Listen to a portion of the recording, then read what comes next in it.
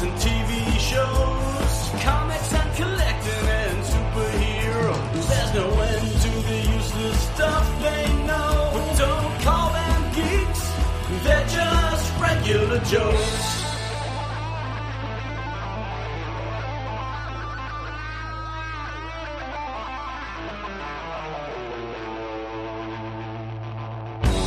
Welcome to the Regular Joe's podcast. I'm Dave Pisani. I'm Barry Kay. And I'm Todd Pleasant. What's going on, everybody? Lots of stuff today, from what I hear. It's been a big news week.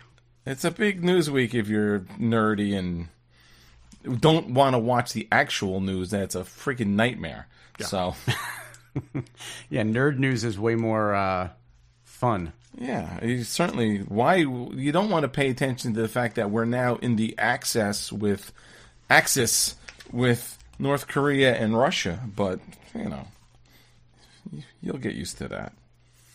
Don't worry about it. You know, I used to watch Handmaid's Tale as an alternate version of reality, and I'm really starting to think we're living in it. So it's going to be us and probably us in China, maybe too. Why not add everybody? Who else is this scumbag? I don't know. Some. Are we really going to go with this as the open to our? I'm not saying anything because when they search the internet and start rounding people up, I'll just be when the thought police come after us. When Elon gets through his 8 million emails, and then I'll have time. He'll have time for us.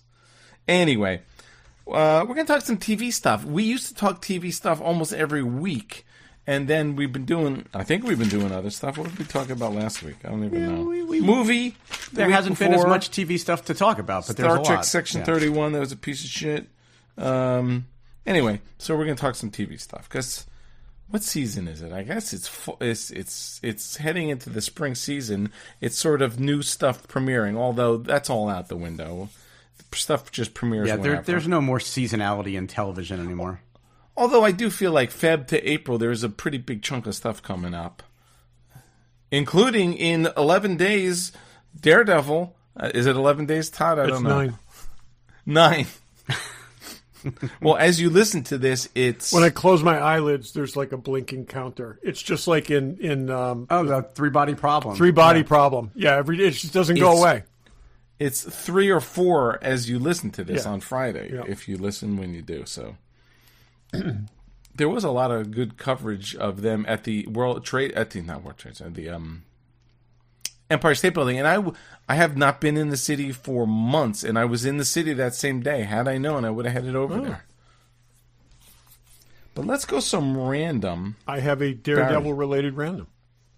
Okay, go ahead. Why don't you? With your Daredevil. Okay, so according to some online news source called Variety, Daredevil, Born Again, Tony Dalton to reprise Hawkeye role as the swordsman. Exclusive. Now, they may claim this is an exclusive, but we actually reported this more than a year ago on the Regular Joe's podcast. Yes, we did. I do remember that. My students interviewed Tony Dalton, who's an alumni of our school, and he mentioned that he just finished shooting for Daredevil, and he loves doing the Marvel stuff. And he was in the Hawkeye series. He was the swordsman. He was the guy he was the guy set up to be the bad guy, who wasn't really the bad guy. I don't remember. Guy with a mustache and a sword fetish. What's her name's father's? Oh, okay. I got mother's boyfriend. Yeah, I got you. And he looked like Timothy Dalton in The Flash. In Flash Gordon. This is not Tony Dalton, not Timothy Dalton. Anyways, but a scary dude. And he also looks a little bit like Timothy Dalton in The Rocketeer in real life. So, but anyway, so that's interesting. It's nice that they're bringing in other stuff. Oh yeah, no, they're bringing show. in a bunch of other stuff. But again, Variety, you did not scoop this. The Regular Joe's podcast reported this. Thank you. Over a year ago. Our lawyers will be in touch. Yes, our lawyer happens to be Matt Murdock. Well, that's right. Marvel's lawyers will probably be in touch for us. He's a very good leaking lawyer. That a year ago when we weren't supposed to. But probably. Barry, what do you got? I don't know where to start, Dave. There's so much fun stuff to talk about, but I'm going to start with my countdown, and I'm looking forward to Daredevil. But as of this recording, it is 55 days until season 2 of Andor, and we did finally get a trailer. Did you guys get a chance to watch it? I got to say, that trailer is pretty freaking awesome. It does look great. It looks so good. They released the schedule, too, and it's interesting. We're getting the first 3 episodes on April 22nd. Then on April 29th, we get 2 more episodes. And then on May 6th, we get 2 more episodes. And then on May 13th, we get the last 3. So none of them It's drop got to a be single... like mini arcs or something like this. There's got to be a reason for this. I feel like they're rushing through this. I don't think it's that. I think it's... Oh, wait, think I just did the math poorly. Let me try that again. We're getting 3 episodes each time they drop. Yeah, each time. Yeah. That's why I'm saying. That's what I'm saying. Why There's not got to be something savor it a little going on that there. That doesn't matter though. That people like cliffhangers. Well, they told us months ago that there were going to be each 3-episode arc was a year in Andor's life, so it makes sense. I just didn't expect them to drop them together. Oh, I'd rather probably get have better it- buy-in that way. I mean, I'd rather have it breathe a little. But it's only 4 weeks that we're... I mean, look, I'm excited, and great, I'll binge it each week, but I was thinking it was going to be a 12-week release cycle. It's only going to be a 4-week release cycle. I would much rather have... I'd rather, be excited for 12 weeks than have it all... some shows... Unless there's... Some shows you're a I'm binger, fine though. taking, a little bit of time, but other things, like... I'll give you one example, like Severance. I watched the first episode of Severance, and then I said, yeah, I'm going to let 3 stack up. Because I don't need that many weeks of not knowing what's going on. So I'll catch up. Well, on and that. I watched the first episode of Severance and never went back and watched any more. Me too. I did too. I didn't get It's me. really interesting, but like I said, you end every episode with more questions than you have answers. And Well, that was like Lost, but we were totally... but even yeah. And so I like having stuff to watch over a longer period of time and let it breathe a Well, and the little. fact that this was 12 weeks or 12 episodes, I was like, oh, we're going to actually enjoy this over a longer period of time. Look, I'm not complaining. I'll take it. The trailer looks great. And I wonder if they're short. That would suck. well, they it weren't could last be time. that, or they could be very uneven. Very it could be like because remember we had a couple episodes where nothing really happened, and there was a lot of criticism over that. And because these are 3-episode arcs, I bet they're looking. Why at, not edit them into 4 movies then and make them 2 hours each? Then instead I of think that'll a hard turn- thing to. I don't it's know. a hard thing to explain. If they're 45 minutes each, I mean, in this day and age, that's asking a lot for someone to sit down for 2.5 hours and watch something. Yeah, I guess. I don't know, it's like, I'm curious. I'd rather have an hour-long episode a week for 12 weeks. Well, you can Even choose to if- watch it that even way, if but you we're have going to an talk about hour-long it on this podcast. Well, I know, but that's why I wonder if they're like, I watched this show, The Bookie, which is nothing great. It's on Max, and it's got Sebastian Maniscalco. So they had 18-minute episodes. Like, I don't know, maybe there were 6 or 8. At least 3 of them were under 20 minutes. And that's with credits, right? I guess it includes the credits, but one was 18 minutes. I mean, short. you got to be kidding me. But anyway, But so yeah, I again, do. And like I I'm said, excited if for you're that. doing an episodic thing, and essentially they're like chapters, you can puff up the story and you can pack some other crap in there and put filler in and make it seem like it should be half an hour or 40 minutes or something. But if that's what the time you tell the story in, it's the time you tell a story in. So Yeah, it's a different world than we grew up in, where everything. I agree with that. Every Todd, but story is cut to is set to run in 48 minutes. And like I don't mind the format, and we'll get to stuff we're watching. But some people release 2 episodes and then it comes weekly. I kind of enjoy that. But I agree with what you were saying, Todd. But I also do feel like if your story only can sustain for 18 minutes, then maybe it wasn't worth telling that story. Maybe you needed to add more. but to what it. I'm That's saying is I don't cheesy think there's. comedy. I don't know the show Dave's talking about. I haven't watched it, but I'm saying I would bet that is a piece of a larger story. Right? That's not a singular story. Yeah, but it's also a comedy. There's no stakes to it. Yeah. It's not that important. But Write a couple jumping more back, jokes isn't- then and make it a 22-minute episode. Yeah, it's not even jokes. It's what it is. What it is. Is Daredevil only 6 episodes? No, I think thought it it was is. No, it's 18 9 or something like I thought it was that. 9. It's 2. what was going to be I thought 18 they had episodes. the release dates. What was going to be 18 episodes is 2 seasons of 9 episodes. Oh, okay. Is it 9? Okay, because I was like, boy, we've been waiting for this forever, and it's only 6 episodes. Yeah, I really hope someday we get clarification on what they did with this thing. Because think about this: they started filming this thing with the idea of having 18 episodes. Yet they've gone back and they've recast one person to the original actor. They've moved 2 people who weren't anywhere in the story into the story significantly, from what I understand, and then moved 2 other characters into the story who weren't in there.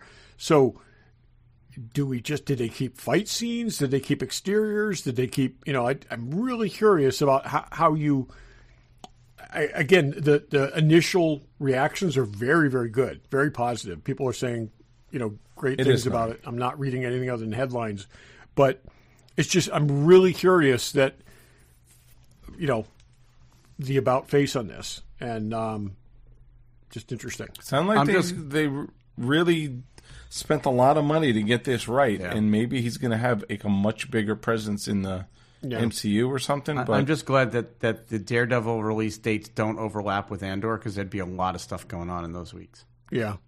So the last episode, I just looked up the schedule. The last episode of Daredevil airs the week before the premiere of Andor. On another sort of related thing, Marvel announced that they're going to do a Punisher, basically made-for-TV Punisher movie. It's going to be Marvel specials like the 2 previous ones they've done with Guardians and with Werewolf. The Werewolf by Night. I think that's a great idea. Did either of you watch both seasons of The Punisher? We didn't watch it because you told us not to. No, I didn't watch the second season of The Punisher because it came out after they announced that they'd canceled all the Marvel things on Netflix, and I kind of didn't watch it out of protest. I went back. I've been watching it the last week, the second season, and there's a lot of filler in there. It's very drawn out and stretched out. I think the Punisher is a character that you could do a good 1-hour story in and make it tight and really interesting. And I think that might be a better format. You need to watch it because they clearly know each other in this thing. Oh, I mean, he's in Daredevil, and he's going to be in. He was in the second season, and I thought he was well used in the season of Daredevil that he was in. But in that, again, the second season of this, in his own thing, it's kind of meandering. So, did you watch any of it, Barry? I only watched the second season of Daredevil with Punisher. I didn't watch any of the Punisher. Yeah. I like the first season was good, but again, it was a little stretched. Second season, brutal. I mean, incredibly brutal. Far more so than Daredevil ever got to be.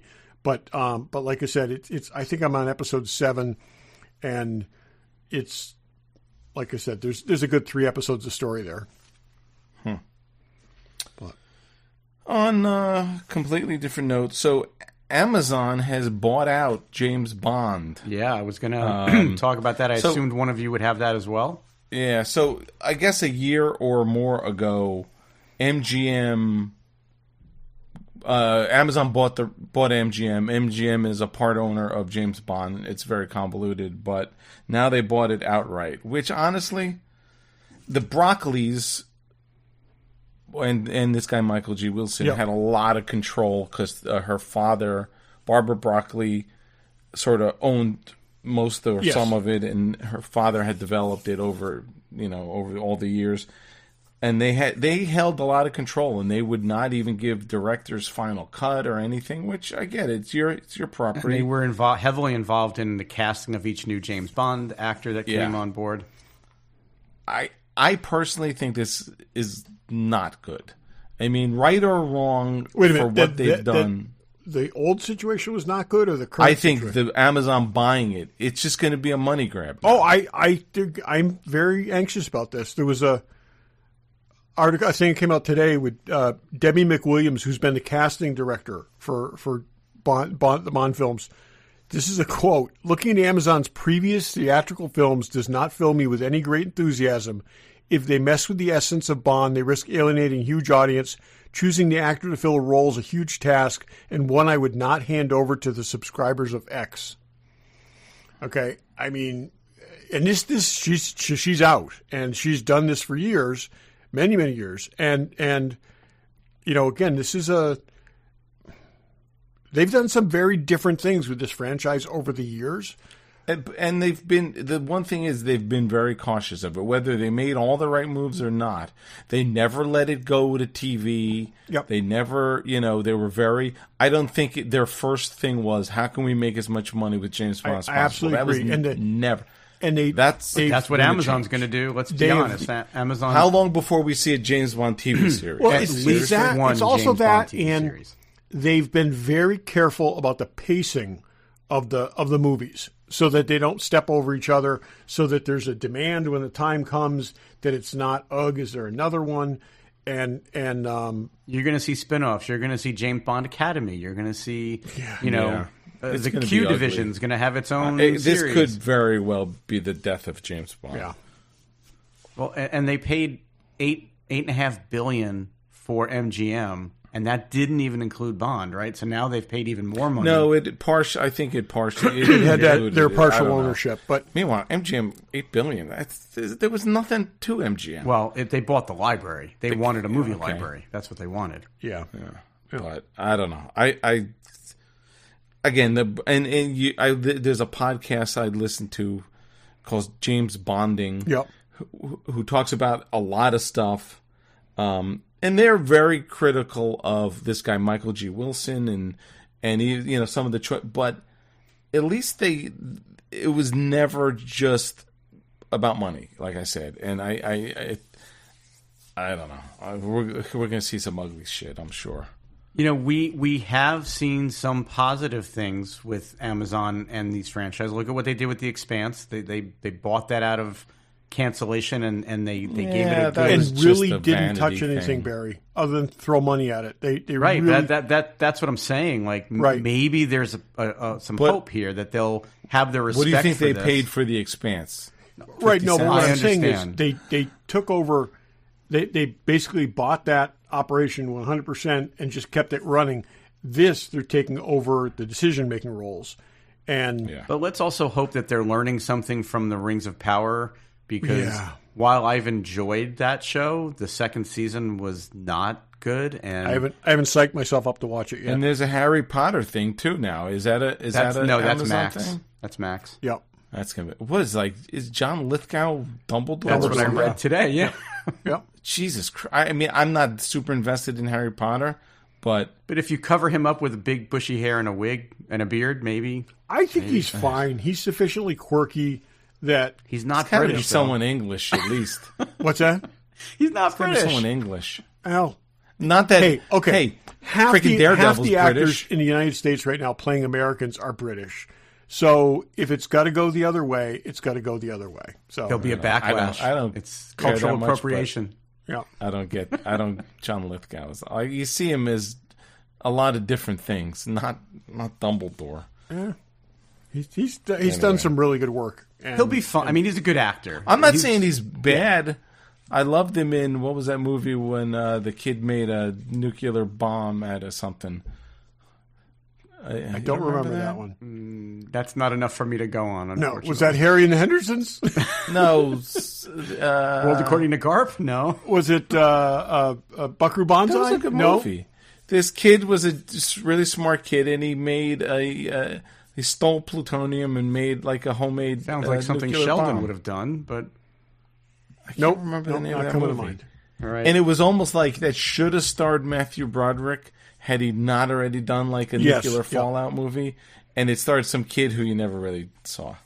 Yeah, I gotta say, he was a preacher in Footloose. He was a preacher in Footloose. One of the things that he did that impressed me the most was he played a serial killer in Dexter, and it was creepy as hell. And he was this like regular guy, dad with a family and whatever, but he just killed people. And which led to the most horrifying moment in the history God, yes. television, as far as I'm concerned. But yes, but it was brilliant. I mean, the whole that was unexpected and a great twist. But before that, it was kind of before that show spiraled, and yes, it was Are you talking about Wolf Boy and the Everything Factory? I'm on his IMDb page now. I can't find this movie. I'm looking at it. It's 80s. It's an 80s movie. Let's see. Okay. I got to go all the way all back. that jazz. No. It's funny. There's another movie he did in the 80s called Mom, the Wolfman, and Me. What's up with all the... Distant Thunder, Harry and the Hendersons. Maybe I'm thinking something Mesmerized, The Amazing Bone. Yeah. No. He was in 2010. I haven't seen 2010. Was it the Manhattan Project? He was in the Manhattan Project. Yes. I think that's it. Chris Collette. Yeah. Okay. A high school prodigy builds an atomic bomb with stolen plutonium to win a national science fair. How funny is that? Good. Okay. Takes place in Ithaca, New York. Oh, God, I forgot. He was the voice of Yoda in the Empire Strikes Back radio drama. Oh, Jesus. Forgot about That's that. a disgrace, too. Anyway, what else do we got? Let's keep going. We got more stuff. All right. Let's just do Todd, it. what else you got? Todd, I was gonna jump in. Go ahead, Barry. We can all talk about this. Reports are out there saying Kathleen Kennedy is going to step down by the end of 2025. And there was a report today that says that's not true. Yeah, I know, but there's more reports today saying it is true. So I have yet to read anything that doesn't cite the original the Puck.com story, which didn't really have attribution, but said people have said. Well, they said that they had 3 sources that validated it in that article, but they're not saying who. The 3 sources, they haven't said who, and everybody reported what was reported in the article.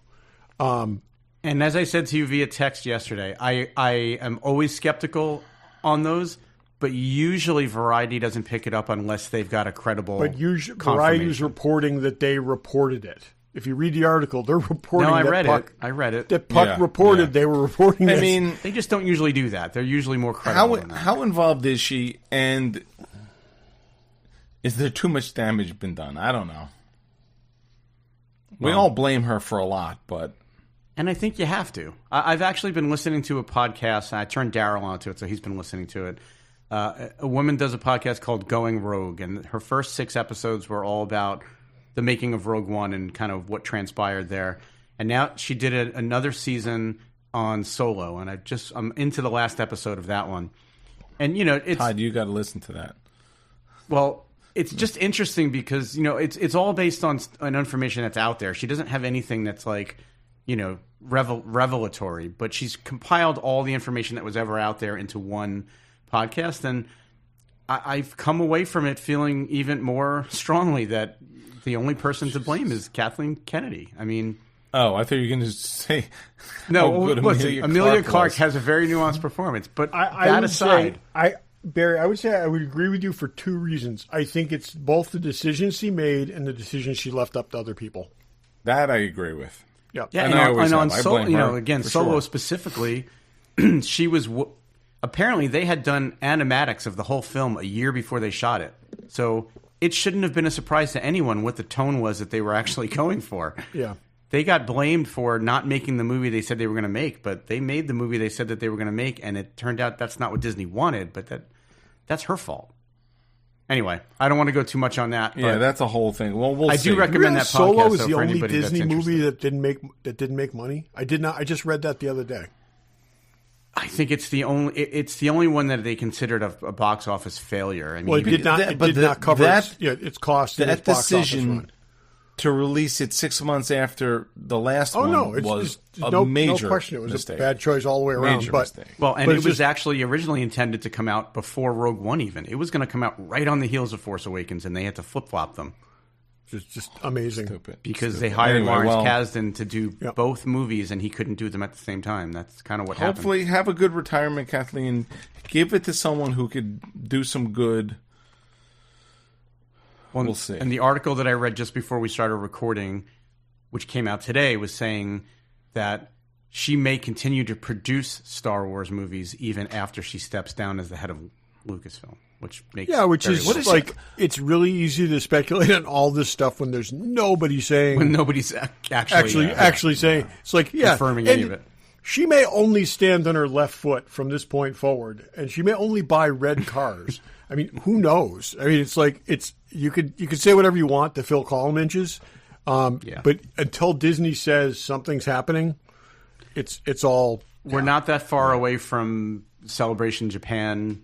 I think there'll be a lot of announcements made there. Whether this will be one of them, I don't think that's the kind of thing they'll. But they're going to announce what? They're going to announce like 6 movies that'll never happen? No, I don't think they're going to do that. I think they're going to announce only the things they know are actually happening. Yeah. Since when? I think they've learned some lessons, Dave. I hope they have. I was reading, and I don't remember what movie it was, but James Gunn said maybe it's about The Brave and the Bold. He's like there's a director announced for some of the movies that's upcoming from the DCU. Is that how we call it? DUC, whatever. Anyway, but he said that we have a writer, but I'm not naming him because it's too much pressure. I'm like, yeah. Some guy doesn't need. That's the kind of shit that writers constantly quit because every jerk off is like, if they don't do this, let the guy just do his thing. Yeah. No, that's smart. And you know what? James Gunn is smart, and I got to say, there's few people out there who have their finger on the pulse of things as well as he does. So, and while we're on the subject of James Gunn, listener must be a listener of the podcast because this week he answered that Robert Pattinson will not be the DCU Batman. We just discussed that last week. So we obviously thank you, Sean. Not Sean. That's your brother. Thank you, James Gunn. Yeah. Sean will be at Rhode Island Comic Con, I think, so we'll have to confirm with him. But thank you for answering our question. We know you're a listener. We appreciate that. We wanted to keep that low key. Though. And we're fans, James. We're fans. Yeah. And we know this because Robert Pattinson will probably be in a wheelchair by the time he finishes the Bond movie or the next Batman movie. So, I got another one. This is interesting. Akiva Goldsman is producing reproducing 3 Irwin Allen series for Legendary Television: Time Tunnel, Voyage to the Bottom of the Sea, and Land of the Giants. 2 of those could probably work in a modern era. I'm not sure about the third. Well, we've seen Lost in Space already, so yeah, that's what I'm saying. So it's like I find that really interesting. Time Tunnel could work. Time Tunnel could work, but everybody has tried. Everybody's time travel. There's no way Land of the Giants works. The Giants would be awesome. It could really be awesome. Okay, it won't be though.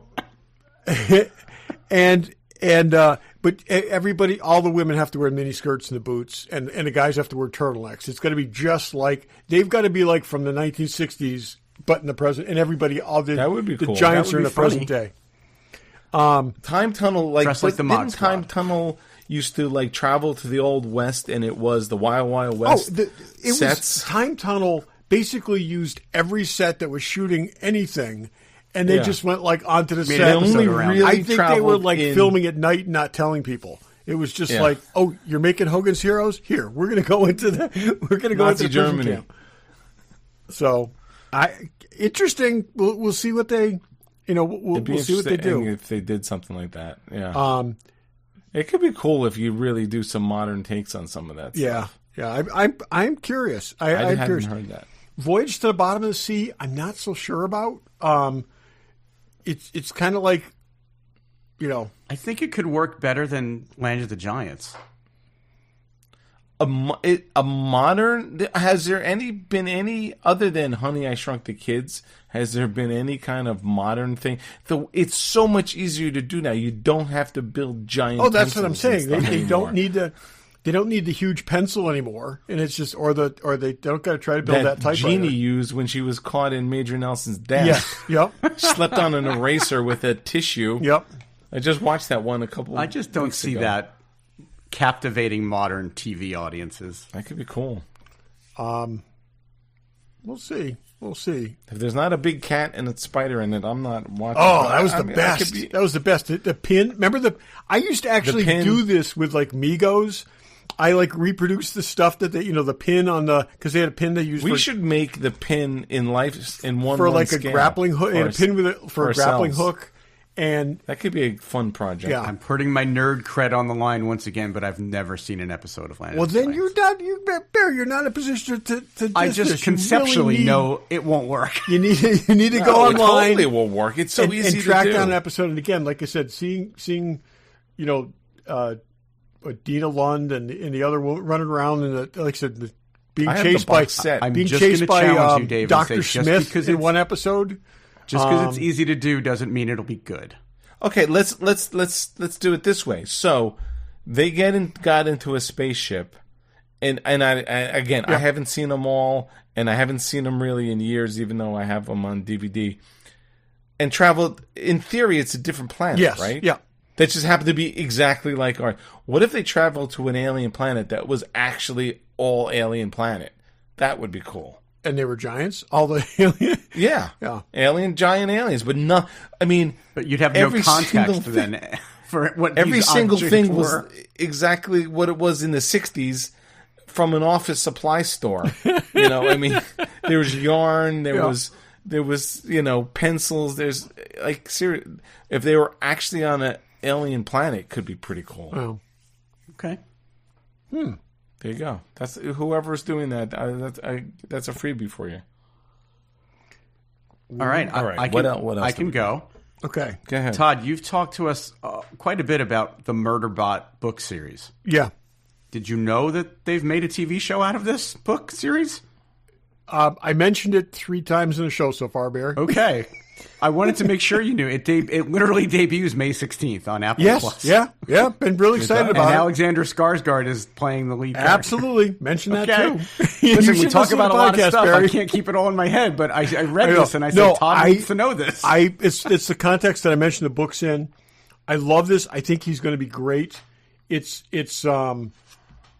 They're great reads, and the stories are short. And this is a perfect property to it. I'm looking forward to it based on your descriptions of the books. I didn't remember the part about you saying that it was. Yeah, no, I'm excited, and if Amazon, it seems like the this, perfect Apple Plus TV show. That's what I'm saying. If Amazon were doing this, I'd be iffy.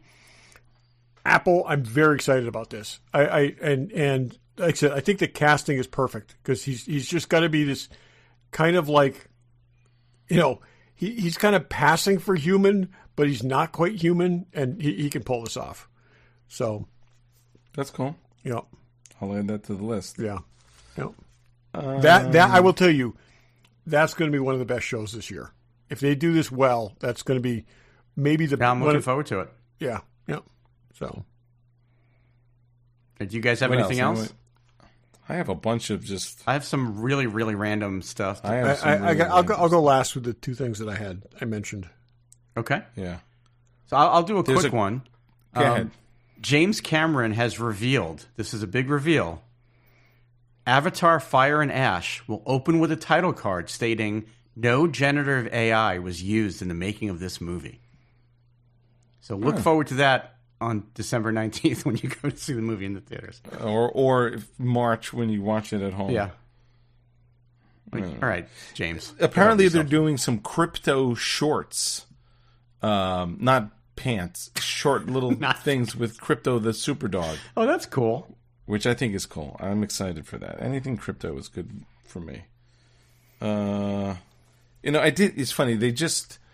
finished the prop store Blade Runner 2049 auction, and I watched the results. They had a lot of cool stuff, the guns and Ryan Gosling's coats, and there were full costumes they sold. Some big set piece, like props too, some really cool stuff. Because it was the production company, it wasn't sort of a collection. They had, there were 4 sets of his whole costume with that coat and stuff. The interesting thing that I found when I looked through what the sold stuff was. So if you have not seen the movie, there's this little stick that's called, I think, an emanator, and it would bring a virtual reality person who happened to be Ana de Armas, and that was sort of Kay's imaginary girlfriend, was Ana de Armas. There were maybe 6 of those in the auction, and they had a very reasonable starting bid, like $1,500. Those went for crazy money. I figured they would. And people have the idea that this thing projected Ana de Armas in this guy's house, so maybe I'll get if that I too. buy one. You're not getting it. You would have been But better they went off buying for her a lot of clothes, money. probably. Probably could have got her clothes for less than that. There was a lot of costumes. Her costumes. One of her costumes went for like $80,000. Yeah. Yeah. But, sorry, you're not getting... And I actually looked at a couple of those. I'm like, I would buy a stunt one. I think his opening bid was $500. It went for like thousands and thousands of dollars. I enjoyed that movie, but I don't love it enough to want to own pieces from it. I wouldn't mind something. I actually really liked it. I got to watch that again. I haven't seen it in a while. Yeah, I was thinking the same thing recently. I actually think it's a very, very good film, and I think it's probably the best of the modern revisit sequels. Yeah, without doing any damage to. That's what I'm saying. The modern 30 years later, let's go. That's what I'm saying, because there was a whole spate of them, and I think that was the one that did the least damage and was most respectful of the world. So, yeah, yep. Sure. Well, sure. Denis Villeneuve is a great filmmaker. So, yeah. I got a couple of things I'm just going to lump these all together as production updates because I read a bunch of things. Monarch Season 2 officially finished filming. Yep. Excited for that. Dune Messiah, speaking of Denis Villeneuve, is going to start filming this June. They're actually saying months ahead of schedule. He's going to start filming that. I didn't think it was even written. So he was just on Smartless podcast. Oh, yeah, I'll have to listen to that. I haven't heard that one yet. He's talking about doing some Arthur C. Clarke book next, maybe. Oh, cool. Oh, really? Which one? Did they say which one? Something for Rama. Oh, yeah. Okay. Excellent. I don't remember what the name is. Two more quick ones. Godzilla -1, the writing and storyboarding for the sequel has just started, so they're working on a sequel for that. And the budget is $15,000. I thought it was like 75 cents, the budget. And the last one, and this I think is the most potentially not accurate, but apparently Dave Filoni's Star Wars movie will begin filming next year. This is not the Mando and Grogu. This is the follow. This is how could that next year is 10 months away. If you can't get a Star Wars movie filming in the next 10 months, well, so we know Mando and Grogu is the next movie. He's going to be very busy. Okay, redecorating Kathleen Kennedy's office. That's what. Yeah. You know, it's very funny. I had that exact conversation with somebody today. I think he's too much of a creative and not enough of an executive to take that job. I do agree, but it's he doesn't know how to run a studio. I don't think. I think he's very good in the creative. One might argue neither does she. Well, that's true. That is fair. She was a producer. He's a little more hands-on. He's more of a writer, creator type, but we'll see. John Favreau, maybe. Who knows? He's not a. I know he's not a studio head either. They're both the same. Yeah, they're. I saw an article today that said, God, what's his name? The guy in charge of the MCU. Feige? Yeah, they were like, well, Kevin Feige might be up for that job. Everybody's just speculating at this point. I saw an article today that someone famous, and I'm trying to think who they were, said Feige should step down because the MCU is a mess. Well, a number of people have said that. I guess we'll see after by the time we get to Fantastic Four, if things aren't feeling back on track, then I might agree with that. Yeah. Anything else? I have two last things. These are both sad things, but it's just a couple of people just passed away. One, Roberto Orsi, producer, writer, he's done some really, really great stuff, including the JJ Star Trek film. Co-wrote that, was producer on that. He collaborated with JJ on a lot of things, and also with Alex Kurtzman. One of the people behind Fringe, which I loved, Transformers movie, a number of things. But anyways, Mission Impossible 3. Yeah. Mission Impossible 3 really saved that franchise, I got to say. Just young guy, 51 years old, 51, way too soon. Kidney issues. And super creative guy. I mean, different people have different opinions on the Kelvin universe Star Trek films. no one would talk about Star Trek today without those films, or at least without that first film. And it was a deader than dead property, and that revived a lot of interest in it. And it is a good script, that first film. So, anyways, just really sad. Like I said, it's a young guy, Way super too creative young. guy to go that soon. Agreed. So, yeah. Then the other one I just acknowledge is today we learned that Michelle Trachtenberg just passed. She was in a number of things, Gossip Girl, which I never saw an episode of, but Buffy the Vampire Slayer. It's only 39 years old. She's had long-term health issues. Way too young. And way too young. And she had a tough part on Buffy, and she did a tremendous job with it as a very young actor. And it's an interesting character because it's basically something that had never been really done before. In the 5th season, her character was kind of magically willed into existence in Joss Whedon's kind of inversion of in sitcoms, there's the older brother or older sister or whatever that just never gets mentioned again. Chuck. Well, Chuck from Happy Days. They all of a sudden popped up a younger sister who everyone remembered existing all along, even though she hadn't. That's funny. And then kept her for the remainder of the series. So it was like the equivalent of like if Thomas Riker stayed on the ship, And she did, like I said, it was a tricky part. She did a great job with it, and I think that's what a lot of people will remember. One of the things a lot of people will remember her for. Just really, like I said, kind of very sad, and way too young, way too young. Yeah, definitely. Both of them. Rest in peace. Way too young. Awful.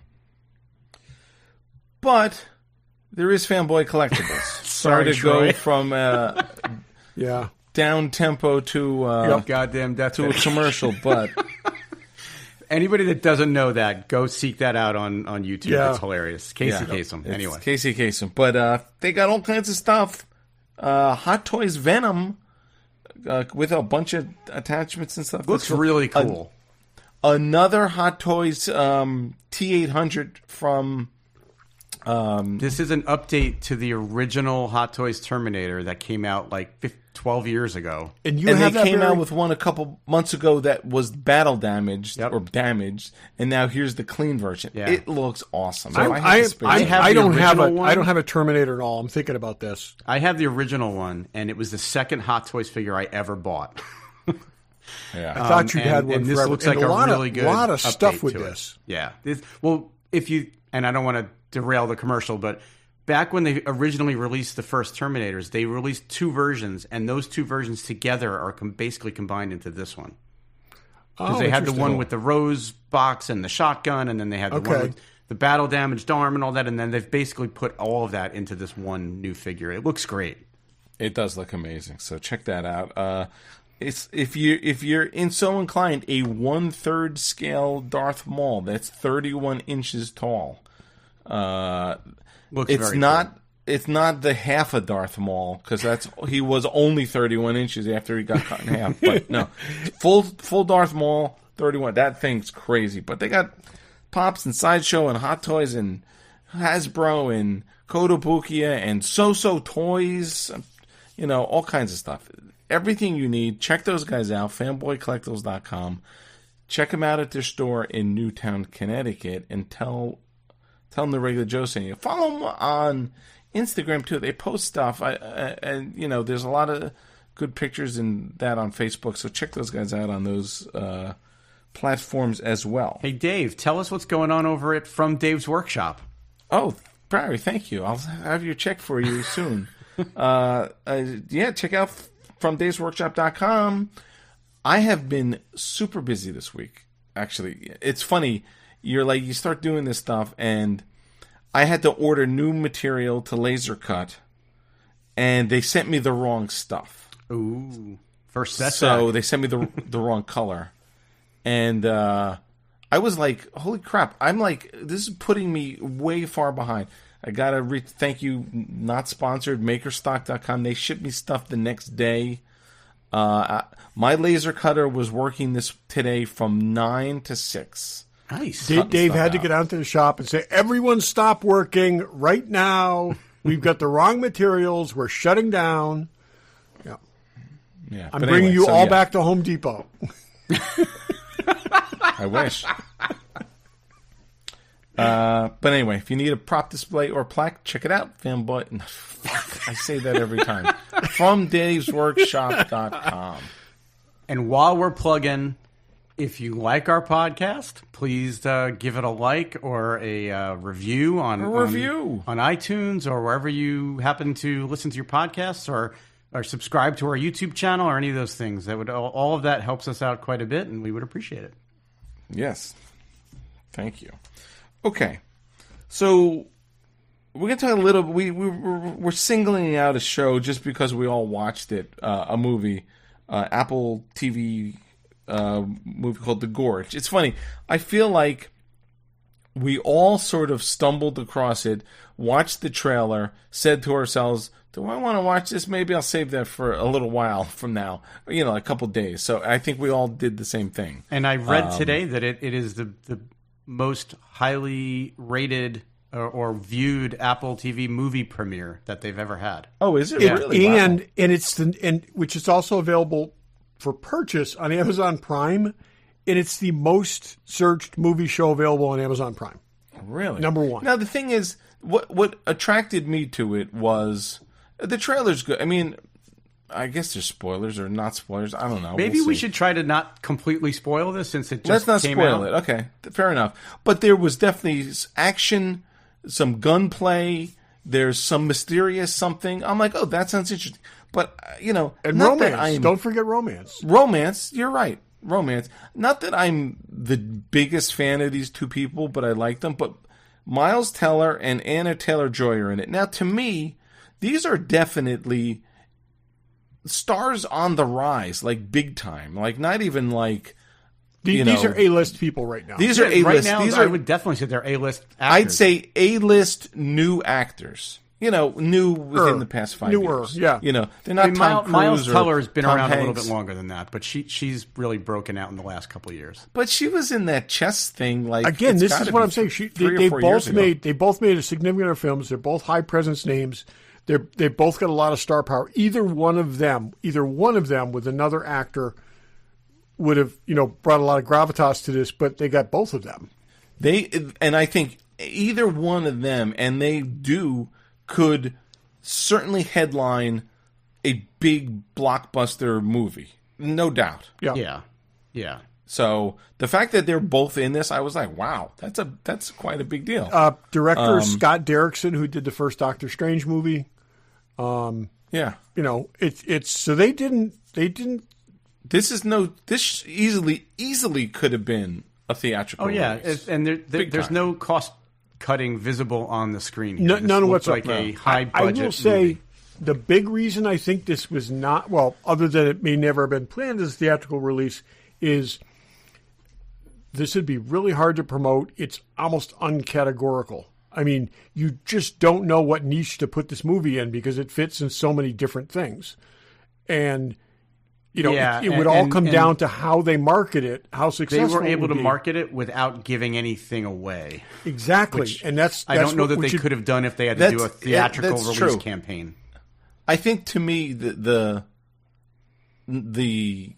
those people were like drew me in, and then it's an action horror love story. Yeah. Yes. Exactly. Right? Yeah, with a little sci-fi thrown in there for good measure. There's definitely a sci-fi element to it. Yeah. Yeah. Yeah. I mean, and you got Sigourney Weaver in there too. I didn't. Oh yeah, too. Yeah, that's true too. Yeah, Sigourney Weaver. I thought it was fun. I mean, it was a good watch. I enjoyed it. It moved. It never felt like it was dragging. No. From the minute it started, it kept moving. And it's a little over 2 hours, and it didn't feel long. You discovered what was going on along the way.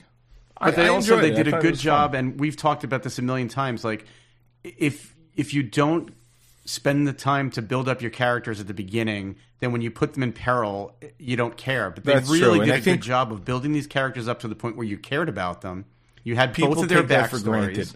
and then they put you do really. They held back a number of things about the premise. They held back a number of things about like who they were working for, a number of things and I thought they did a really good job of kind of, I don't say world building, but like setting up this thing, where you've got two people who are used to taking jobs with little information, so don't really realize the position they're being put in, and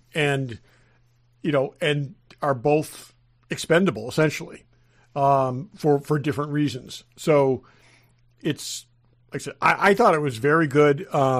It's getting, I thought they were both very good in their roles, too. They were both very good. Yeah. But you're right, Barry, and I kind of overlooked that. The way they sort of built, like you said, we always say that, why is James Gunn so good at his stuff? He builds his characters, with the Guardians and stuff. Some movies just do not do that. They built these characters. They also sort of, revealed a little bit of a twist of who they're working for and all that stuff. That's just good storytelling. It's not The Godfather, but it's... If you didn't care about these, or you cared about one and not the other, this would not work. Yeah. Or were interested in one, if not the other. And this would not. And these are both, to some degree, dysfunctional people. Absolutely. Oh, totally. But who, had a kinship because of that. And I thought it was, I liked it. I thoroughly enjoyed it. And I did too. And not that you can compare these two things in any way, but it reminded me a little bit of the way that they got you really like interested in killing Eve in Villeneuve's character, like Villanelle or whatever. Like it was like she was a crazy psychopath, but you were rooting for her. Like you were rooting for these people because they spent enough time getting you involved in their stories, and it was really good. And then when the action really kicked in, it was well done. Yeah. Highly recommend. I mean, I do really too, liked it. and I'm kind of glad we're kind of stopping short of actively spoiling it because there's some very cool stuff in there. One completely implausible thing that defies physics at the end. Well, yeah, but winch doesn't work like that, people. But it's But like I said, for the most part, I thought they were terrific. It's a theatrical quality movie on on Apple. Yeah, for sure. And worth watching. And it always reminds me, and I don't know if it was his first movie, but his first. If you haven't seen Whiplash with Miles Teller, it's great. I know. I think it was nominated for a bunch of Academy that was 2014, I think. So that's what I'm saying. He's not like new in the last 5 years. He's been working for almost 20 years. But that is such a good. I'll watch that every time it's on. That is such a good movie, and they filmed that movie in 19 days. Just because I saw him talking about stuff. Check that out. That is a good movie. All right, other stuff. I've made a list for myself of just to remember, but I feel like nothing that's like the world's greatest anything, but I am watching a number of things. I just finished The Night Agent, which, no spoilers or anything, disappointing. I mean, just talk about weak storylines. It's just like not a lot of, to me, just like not plausible things, not the way you want to see your main characters sort of behave. It's just. I didn't love this storytelling. I mean, I was kind of feeling that way in the first season, and I dropped off, and I never dropped off. First season was better than this season. Really? Okay. Yeah, I mean, I won't give any spoilers, but it's just like lazy storytelling to me, and a very weak actor in a leading part. I thought the new FBI lead woman or whatever she was, I just thought she was terrible. I also think the main dude, I think the writing of that character was done a disservice for seeming fairly weak and ineffective. I mean, like how many times did Rose save the day? Every time, and every time, it's just plausibly so. Like it was pretty. See, I thought in the episodes that I saw in the first season, I just like questioned his decision making all the time, and I was like, would somebody in this job actually do this? And And my answer kept coming up no. And yeah, I don't know. Yeah, you know, with all of that, it's still an enjoyable watch. It was okay, but it's not just great. I also just started The Recruit, which I watched last year, and if I had to say, if I put myself back there, I probably liked The Night Agent more than The Recruit last year, and I would flip that this year. And I think I've only seen 2 episodes of The Recruit. Yeah, we watched that last year too, and it's on my list of things to watch when I get a moment this time around. He's more of a fish out of water, and they sort of lean into that, which is good, more than like in Night Agent. The guy's supposed to know what he's doing, and he doesn't. So, but I maybe watched 2 or 3 episodes. I thought I liked it. I enjoyed it. The Recruit. It's season 2. Who's in it? I don't think there's any like well-known actors or actresses in it. There's a young guy who's a lawyer for the CIA, and he gets, again, it's a little far-fetched. I don't think he'd get involved in the stuff he's getting involved in, but I don't know what the CIA does. I think I started that last year. Wow. Yeah, the main actor's name is Noah Centineo.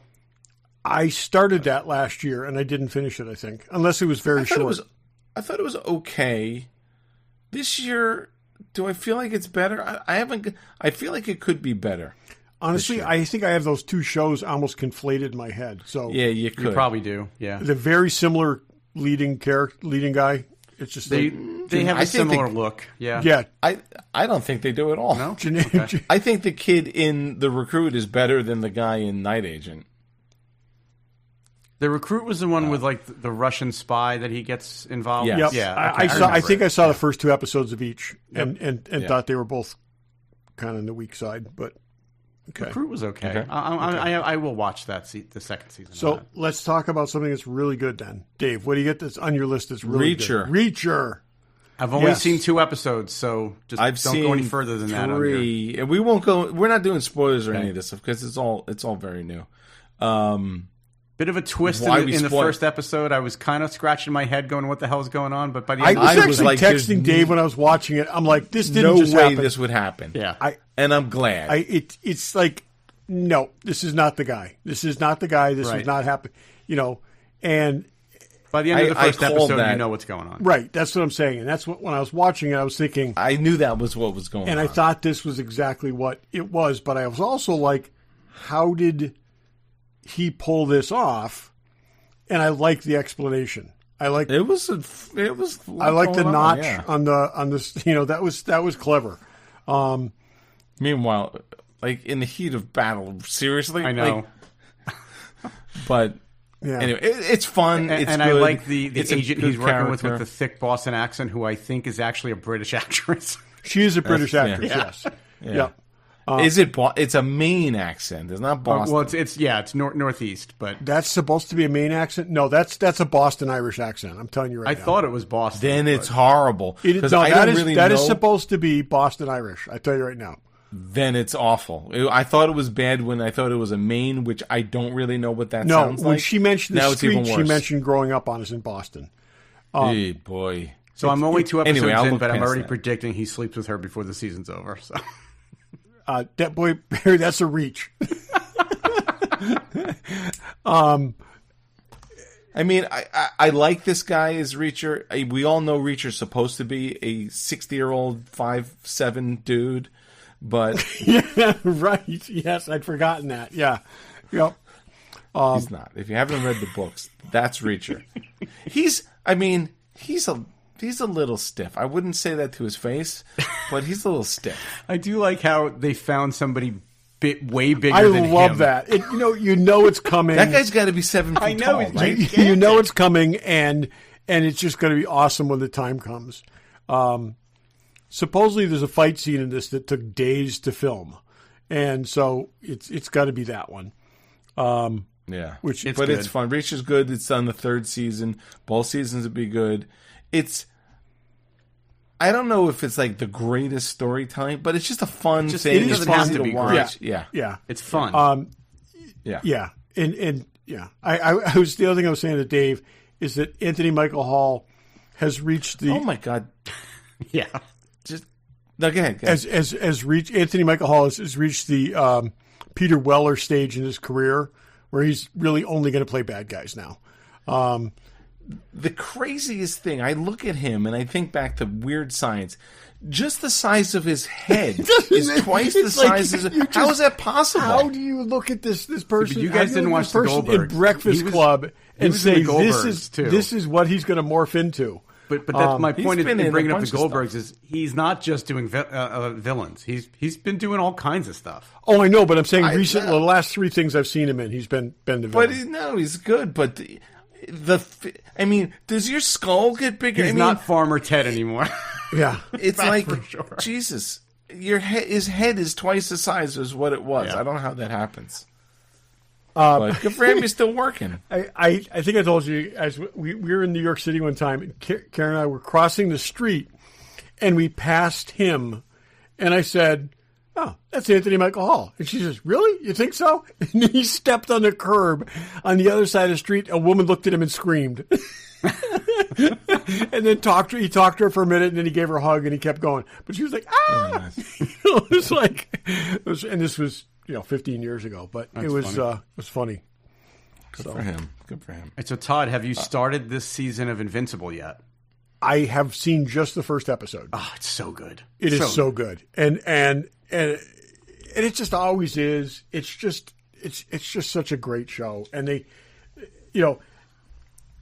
you have a perfect comic, and they still manage to slightly improve upon it. And I think part of it is that you have some of the same creative people going back and looking at it 15 years in the past and saying what can we do better? How would we update it today? How would we do it better? And I also love that he is just such a helpless dork. I mean, it's like, what he's not supposed to do, like in the relationship thing, and you just know he's going to do it. And he just he can't not do it. And this guy has got like crazy superpowers, but he's an idiot. And in certain regards. And it's so good. It's if you're familiar with the comics, it's great. Even if you're not, it's probably still way great. So yeah. No, and it's a terrific adaptation. Could not be better. And again, we both were apprehensive about this, and now I'm just plain excited.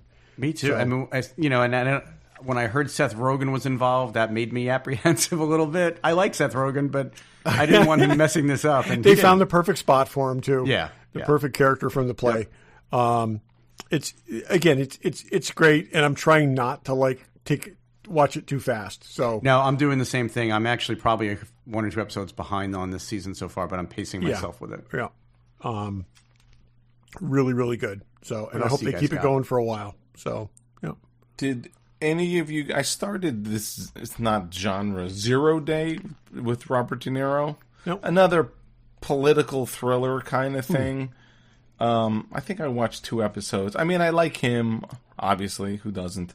And it's funny. As soon as I watched the first episode, I recall it was filmed all around Westchester. Oh, interesting. Or sort of Hudson Valley. They filmed in Hudson. Do you see things all the time that you recognize? Well, there is a diner in White Plains that I drive by all the times, and they, it's like they go into a diner in White Plains, and then they say, "Oh, we're in, Arizona." No, they're like White Plains on the bottom, and they're in this diner. Yeah. So, and I think they filmed like right within a couple miles of here too. That's why the Dexter revival from the year before last was filmed within 20 minutes of me in a bunch of different places, and it was just so weird watching it. Watching things that that is not a tackle shop. That is not. Yeah. That is not. Last season of Only Murders in the Building, they claimed to be on Long Island, but they were not. Really? No, they were in L.A. Yeah. But it's okay. De Niro's good. It's only 6 episodes. I figured it'd be for me and Pam to watch. Yep. It's on whatever it's on Netflix. I think it's Netflix. Yeah. Yeah. So worth checking out. So I'm also I've started the final bunch of Cobra Kai. It's as bad as I'm still behind a little bit on the last batch they released, so I'm way behind now. Yeah, it's the same thing. I will catch up and finish it. Yeah, I'll finish it. I only watched the first season, and I'm perfectly happy with that.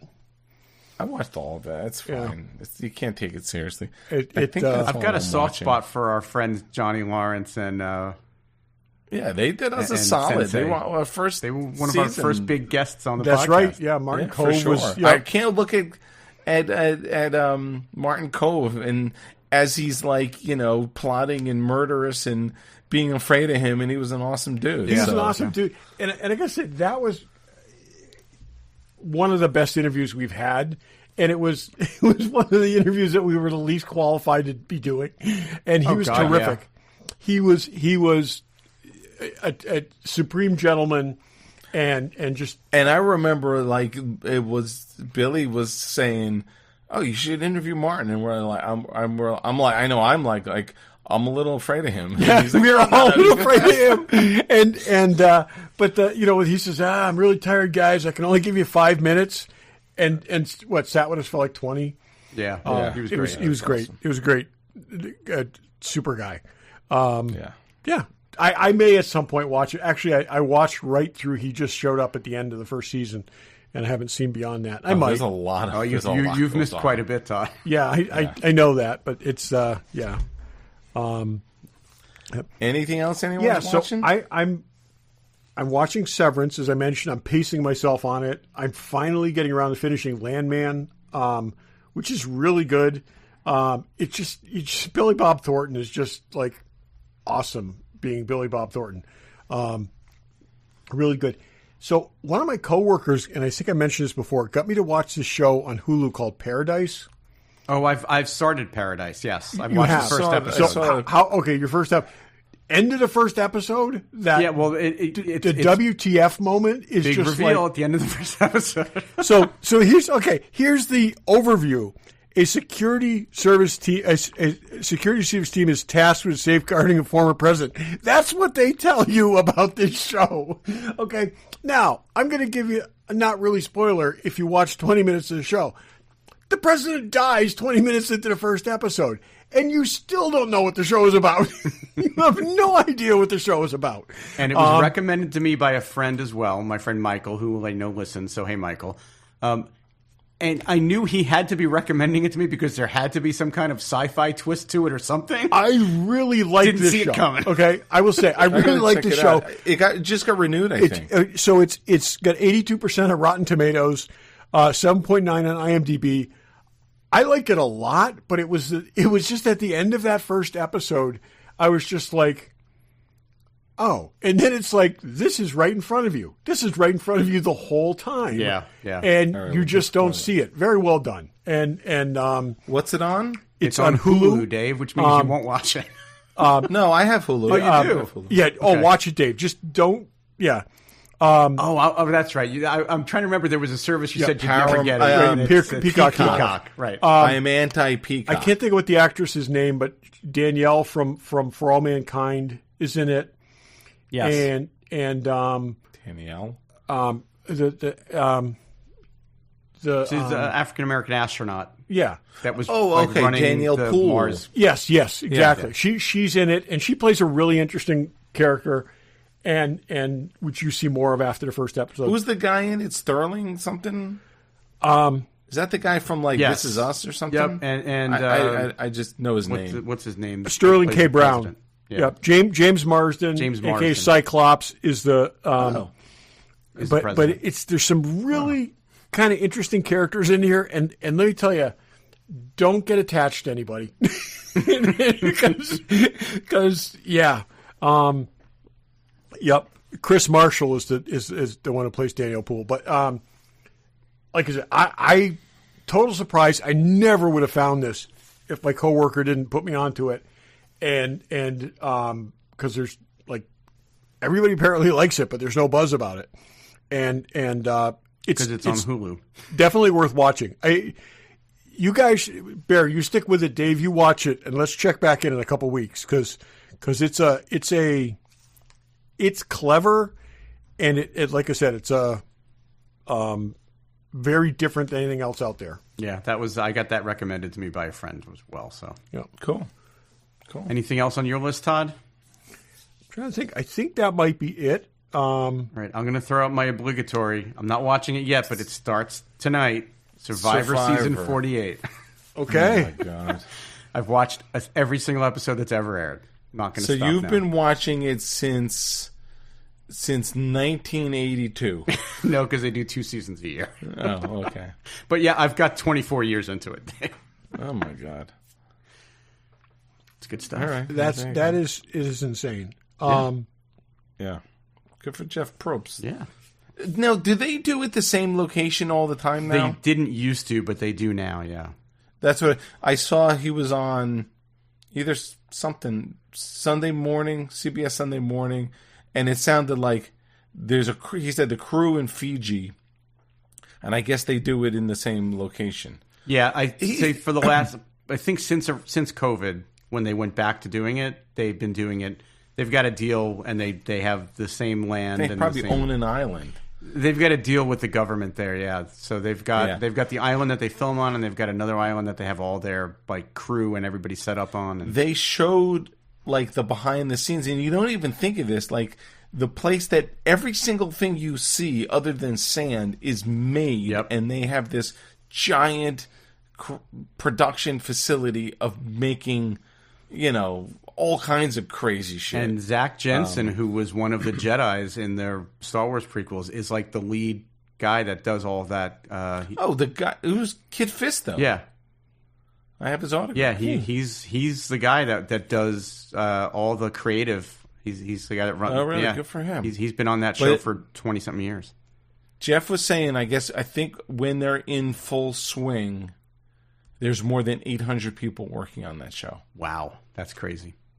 That when you think, is it just the dude with the camera? They've got people whose jobs are to test out all the challenges, just to make sure that everything works and that it's fair and can you imagine? It's quite a machine. Yeah.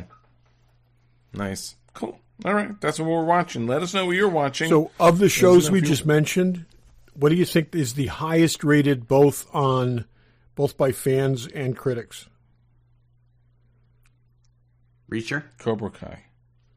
No, it is Invincible. Oh, there you go. 100% on fans and 92% on critics. So yeah, well, it's that good. It is that good. It's really every bit that good. Yep. So there you go. Another short show that's an hour and 15 minutes. That's how it goes, people.